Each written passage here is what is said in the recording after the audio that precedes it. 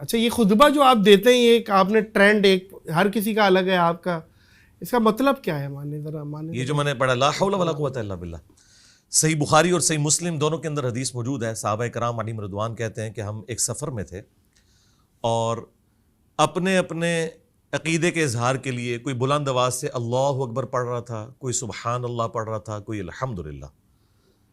تو نبی علیہ السلام نے فرمایا کہ اتنی اونچی آواز میں نہ پڑھو، تم کسی بہرے اور غائب کو نہیں سنا رہے، سبحان اللہ.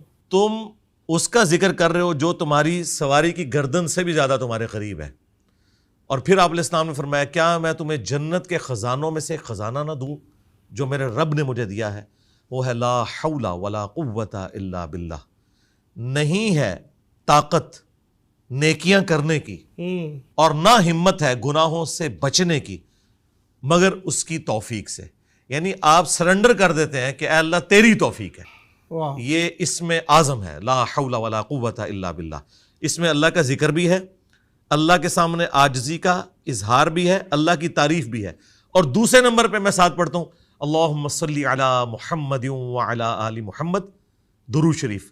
کیونکہ جامعہ ترمذی میں حدیث ہے جو شخص اللہ کی حمد اور درود شریف کے ذریعے اللہ کی طرف متوجہ ہوتا ہے نا، اللہ تعالیٰ اسے محروم نہیں لوٹاتا. تو یہ دونوں کام میں یکجا کرتا ہوں. ماشاء اللہ ماشاء اللہ، اللہ استقامت دے.